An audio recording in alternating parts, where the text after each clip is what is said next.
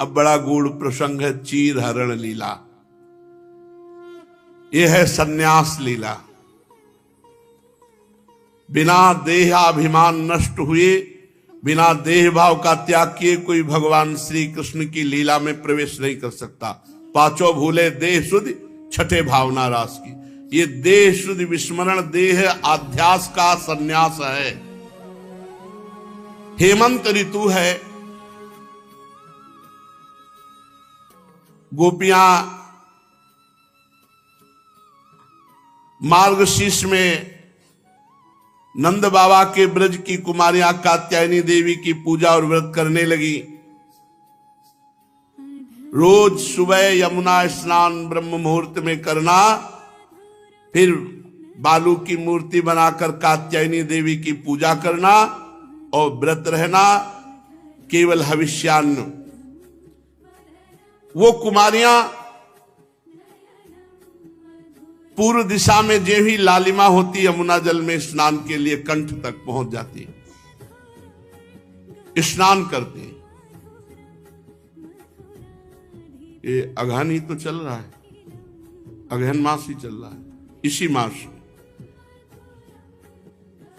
मार्गशीर्ष कहते हैं इसे, अगहन का महीना, हेमंत ऋतु, क्योंकि कार्तिक के बाद अगहन ही आता है। वे कुमारियां देवी की बालुकामयी मूर्ति बनाकर चंदन फूलों के हार, भांति भांति के नैवेद्य, धूप, दीप, ये सब भेंट, पल्लव, फल, चावल सब पूजा करती और फिर प्रार्थना करती। कात्यायनी महामाये महायोगिन्यधीश्वरी, हे कात्यायनी, हे महामाये, हे महायोगिनी, हे सर्वशक्ति समन्वित सबकी स्वामिनी, हम आपसे इस सेवा के बदले में, व्रत के बदले में एक फल मांगती हैं। और वो फल क्या हो?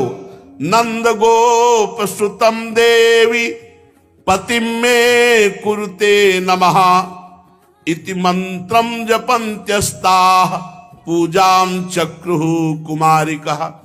सब कुमारी हैं, नौ किशोर अवस्था है और सब एक साथ जाती, किसी को ईर्ष्या नहीं है। भगवत मार्ग में ये नहीं होता, ईर्ष्या नहीं होती, सब एक साथ जाती, सबका एक ही उद्देश्य है श्री कृष्ण। सब प्रेम से यमुना स्नान करती हैं, पर एक त्रुटि है साधना में। अभी 9 किशोरी बच्चे हैं, सब निर्वस्त्र स्नान करते हैं, क्योंकि ब्रह्म मुहूर्त अंधेरा छाया रहता है, सब अपने अपने कपड़े उतारे निर्वस्त्र स्नान। ये साधना में त्रुटि है। धारा जी में निर्वस्त्र स्नान करना निषेध है। सब एक ही मंत्र जपती हैं, नंद गोप सुतम देवी पतिम में कुरुते नमः, नंद गोप सुतम देवी पतिम में कुरुते नमः, ये सब मंत्र जपती हैं। सब कात्यायनी महामाये महायोगिन्यधीश्वरी आराधना करती हैं।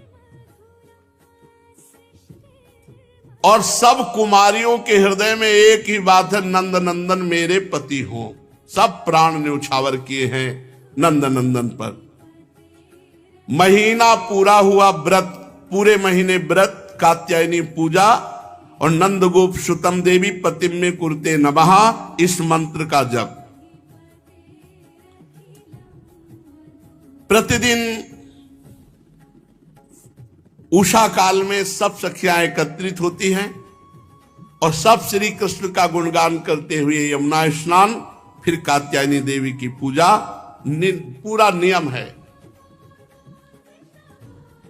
और पास में ही एक कदम्ब का वृक्ष था, यमुना के पावन तट पर। वो अपने अपने वस्त्र से उतार के रख दिए। देखो यहां क्यों परमहंस जी कह रहे हैं, क्योंकि लीला विचित्र है, इसलिए पहले बता रहे कि है कौन। बोले सनकादि योगियों और भगवान शंकर आदि योगेश्वरों के भी परम गुरु ईश्वर हैं। उनसे गोपियों की अभिलाषा छिपी नहीं रही, कितने वर्ष के हैं भगवान इस समय? 6 और 7 के बीच में, क्योंकि 7 वर्ष की अवस्था में गिरिराज जी को उठाया है। अभी पूरे 6 के आगे भले हो सकते, 7 नहीं हुए। बालक है, वहां कोई दोष दृष्टि थोड़ी, पर ब्रह्म परमात्मा है। अब अपने प्रधान सखाओं को लिया जो सब ब्रह्म स्वरूप हैं, और उनकी आकांक्षा पूर्ण करने के लिए यमुना के पावन तट पर पहुंचे।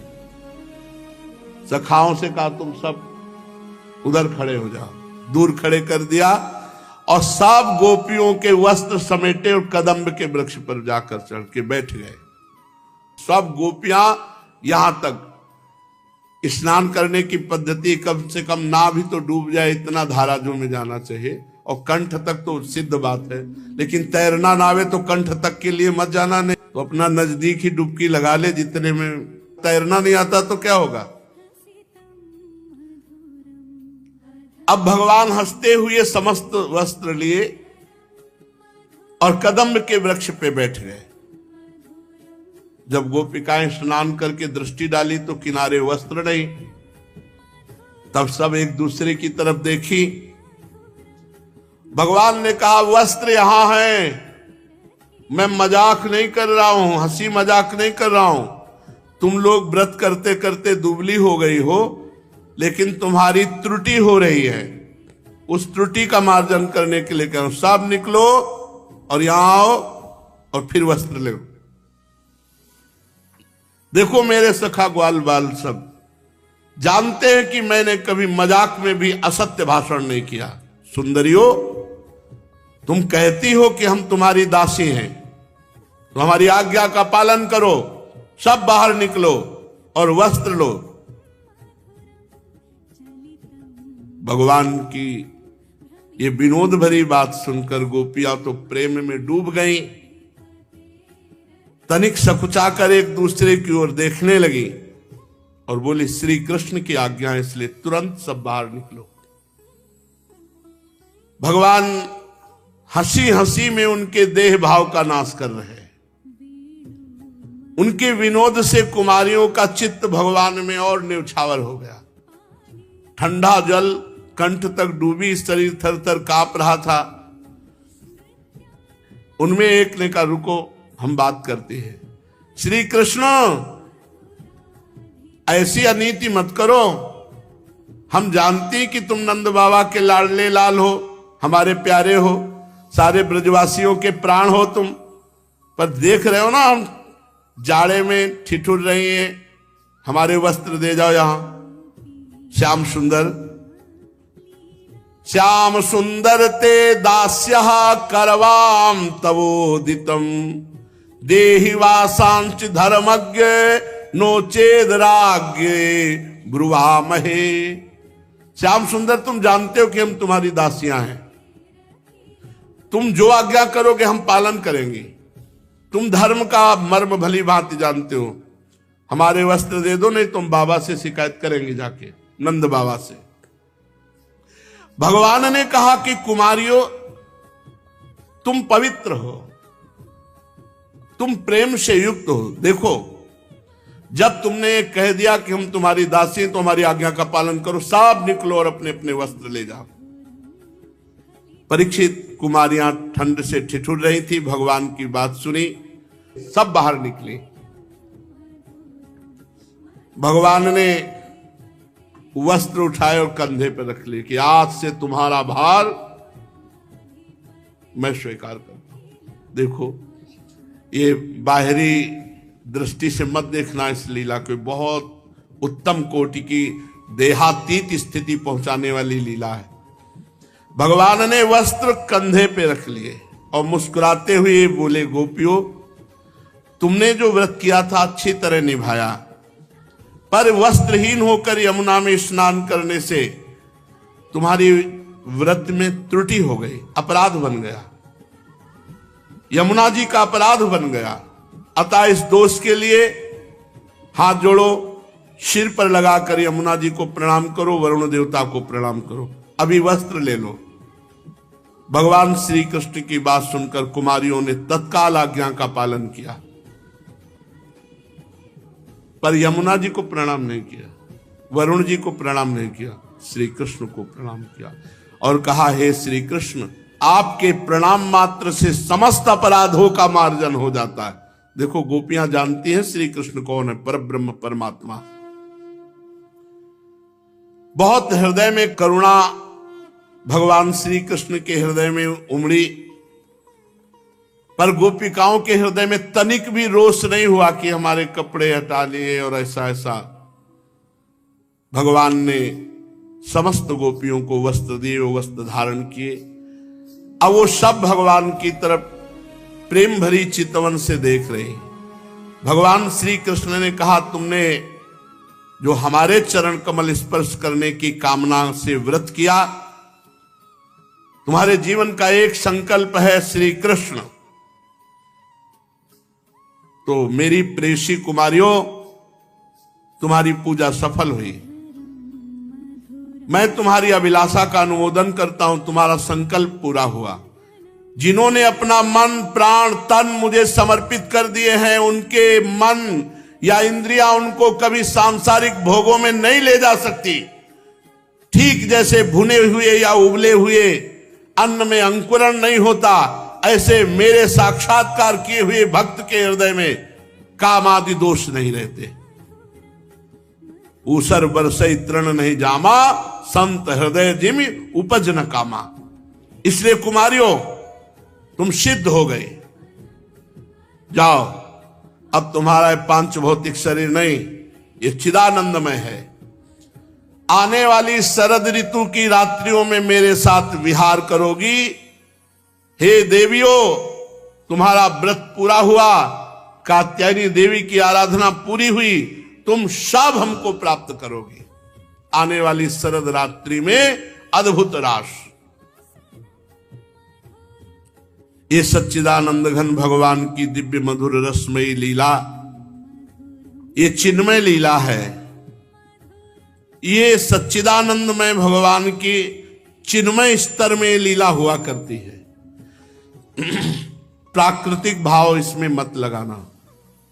भगवान की परमोज्वल दिव्य लीला, भगवान की स्वरूप भूता नित्य निकुंजेश्वरी वृषभानुनंदिनी श्री किशोरी जू और उनकी तदंग भूता प्रेममयी गोपियों के हृदय में प्रकाशित होती है। निरावरण होकर के ही लीला में प्रवेश होता है। पांचों भूले देह सुधि, छठे भावना रास की। भगवान के जन्म कर्म सभी दिव्य हैं, परंतु ब्रज लीला, इसमें सबका अधिकार नहीं। उसमें भी ब्रज निकुंज लीला, ये तो और गुप्त, और उसमें केवल निकुंज लीला, ये तो सहचरियों के साथ होने वाली दिव्याति दिव्य सर्वगृहितम है। इसलिए अंतरंग लीला है ये चीरहरण। इसे ये न समझा जाए, बाहरी बातों में न लाया जाए। ये भगवान की चिदानंदमय लीला का चिन्मय खेल है। जो भगवान के चरणों में समर्पित होते हैं, भगवान उसके देहाभिमान को गलित कर देते हैं। ब्रह्म नहीं, माया नहीं, नहीं जीव नहीं काल, अपनी हुई सुधि ना रही, एक रहे नंदलाल।